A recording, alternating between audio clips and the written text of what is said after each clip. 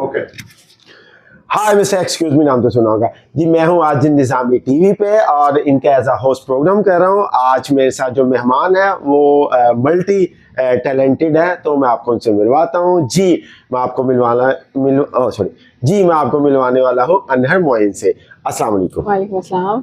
अनहर कैसी हैं आप? शुक्र अल्लाह का, ठीक ठाक। देखिए टाइम चेंज होते पता नहीं चलता है। एक टाइम था कि आप मेरा इंटरव्यू कर रहे थे, अब मैं आपका कह रहा हूँ। एक्चुअली हम लोग जो आर्टिस्ट होते हैं वो यही होता है कि एक मंच में इकट्ठे भी हो जाते हैं और कई मंचों पे भी इकट्ठे हो जाते हैं। अभी हमारी फैशन शो पे मुलाकात हुई, फिर आपने मेरा इंटरव्यू किया अपने चैनल के लिए, मिक के लिए।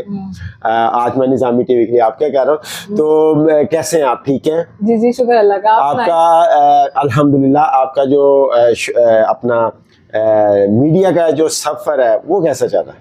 मीडिया का सफर, अब एक टाइम है कि मुझे लग रहा है कि मैं जो मेहनत कर रही थी ना वो मुझे वापस मिलना शुरू हो गई है।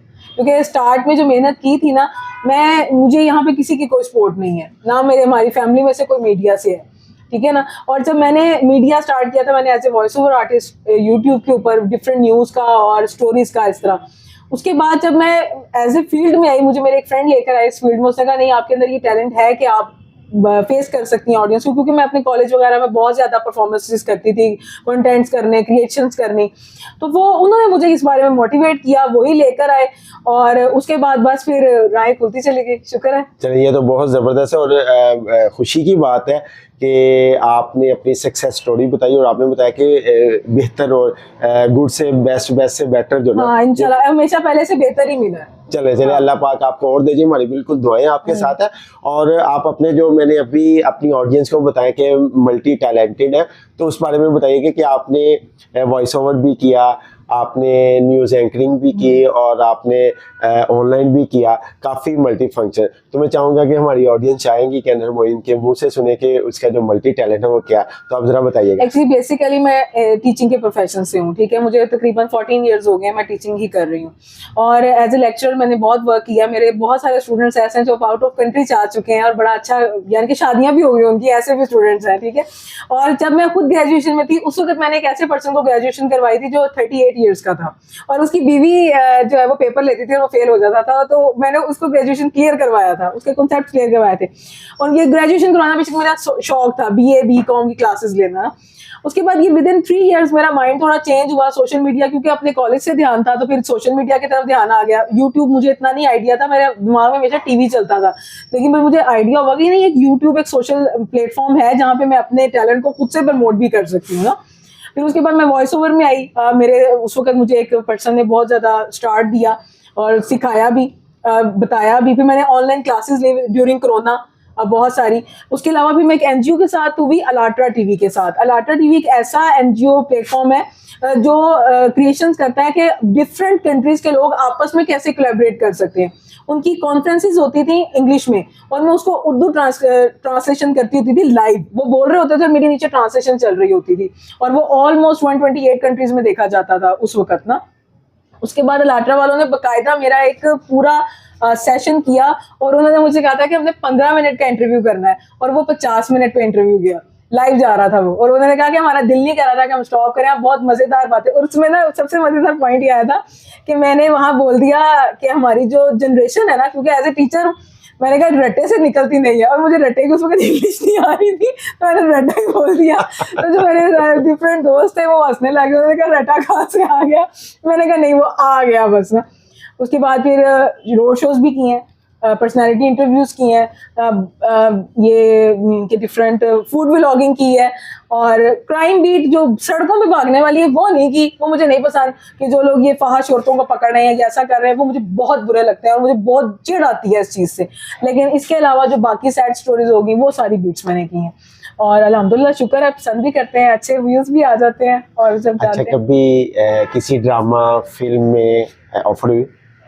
नहीं, मुझे एक एडवर्टाइजिंग में ऑफर हुई थी इन माई स्टार्ट ऑफ कैरियर, ठीक है। मुझे किसी ने कहा था कि जैज़ के ऐड में एज लाइक आईपन, लेकिन मुझे अपने पेरेंट्स की तरफ से एज एन एंकर बहुत मुश्किल परमिशन मिली फील्ड में आने की। तो मैंने दूसरी तरफ जाने का फिर सोचा नहीं, मैं जितनी मिली है ना उतनी आराम से बंदा संभाल ले, बहुत है। एक फील्ड होती है ना उसमें बंदा मेहनत कर ले, मेरे फील्ड ही एज एन एंकर ही आगे आ गई। अच्छा अनहर, अपनी फैमिली और अपने वो सारा घरेलू फैमिली के बारे में बताएं। मदर मेरी बहुत सपोर्टिव है। आज मैं जो कुछ भी हूँ, जिधर भी हूँ, उसमें फर्स्ट ऑफ ऑल आता ही मेरी मदर का है कि वो उन्होंने मुझे, मैं आज से 3 साल पहले मेरी जो एक कैफियत थी, मैं ऐसी बिल्कुल नहीं थी। मेरा वेट बहुत ज़्यादा था, 105 पे मेरा वेट था, ठीक है। उन्होंने मेरा वेट लॉस करवाया, उन्होंने मुझे रीग्रूम किया। उन्होंने कहा मुझे वो अनहर चाहिए जो मैं देखना चाहती हूँ, ये नहीं चाहिए। बच्चों के बाद आपको पता है बहुत सारी प्रॉब्लम्स आ जाती है। उन्होंने टोटल मुझे चेंज किया। अभी तक मैं कोई प्रोग्राम करती हूँ, वो उसको क्रिटिसाइज भी करती हैं, अप्रिशिएट भी करती हैं। जहाँ क्रिटिसिज्म का पहलू आता है, यानी कि मेरी टीचर भी है, मेरी ग्रूमर भी है, मेरी सब कुछ उन्हीं के सर पर होता है कि मैंने चाह के हर चीज़ उनसे डिस्कस करनी होती है। हर शुरू से करती हूँ। वो उर्दू की इतनी अच्छी टीचर है कि मैं बेसिकली मैंने इंग्लिश एम इस्लामियत किया हुआ है। एम इस्लामियत मुझे उन्होंने करवाया, वो एम उर्दू है। लेकिन उनकी वजह से मेरे ग्रेजुएशन में 90/100 मार्क्स आए थे कि मैं उर्दू इतनी अच्छी टीच करती हैं। तो वो मेरी शुरू से टीचर है। और इसके अलावा मेरी बेटी है, बेटा है। बेटी मेरी बहुत टैलेंटेड है और बेटा उसकी वजह से टैलेंटेड है। वो दोनों मुझे कॉपी करते हैं। वो भी कहता है मैंने एंकर बनना है, वो भी कहती है मैंने एंकर बनना है। तो वो दोनों मुझे, और ये बड़ा प्यारा एक सा फील होता है कि हम जो कर रहे हैं हमारे बच्चे उसको लाइक कर रहे हैं ना। मैं जाती हूँ, मुझसे पूछते हैं कि आप आज क्या प्रोग्राम करके आई हो, तो फिर वो दोनों बैठ के करते हैं कि हाँ। और आपके हस्बैंड? वो क्वेश्चन नहीं करना। अच्छा चलो ओके। हाँ। अच्छा अनर, मुझे बहुत अच्छा लगा आपकी सक्सेस स्टोरी और आपकी स्ट्रगल सुन के, और स्पेशली जो आपने फैमिली का भी बताया और जो मदर सपोर्टिव है आपकी, वेरी गुड। क्योंकि मदर की जो एक छाया है ना, जो साया है, वो ही काफ़ी। और अगर वो सपोर्टिव हो जाए तो मैं कहता हूँ सोने पे सुहागा। और इसके अलावा मैं आपको बताऊँ कि मेरा छोटा भाई मेरा बहुत सपोर्ट करता है, आदिल। उसने मेरे कहीं बाहर अंदर आने जाने में मुझे नहीं परमिशन मिलती, उसने मेरी ड्यूटी की। उसने कहा अभी मैं आपके साथ जाऊंगा, मैं आपको लेके आऊंगा। मुझे उसके बगैर सफर नहीं किया जाता। मुझे आदत है, क्योंकि उसने ठक वहां पे पहुंचा देना है। कहाँ जाना है अभी, मैं कौन कर, मैं तुझे लेके जा। कॉलेज से आएगा, कोई मसला हो जाएगा, वो अपने सारे काम छोड़ देगा, आप अपने जाना है, चले आए मेरे साथ। तो ये उसकी बड़ी है, बेचारा थक जाएगा, ये पढ़ रहा है, वो भी ICS कर रहा है, लेकिन उसने मुझे बहुत प्यार दिया और बड़े अच्छे तरीके से मुझे लेके जा, इवन कि मामा की बातें भी सुन, लेट हो जाए, कुछ हो जाए, तो वो भी वो हैंडल करता था। अच्छा अनर, अगर मैं अपने किसी प्रोजेक्ट में आपको ऑफर करूँ, कमर्शियल्स में, किसी प्ले में, देन आपका क्या रिप्लाई होगा?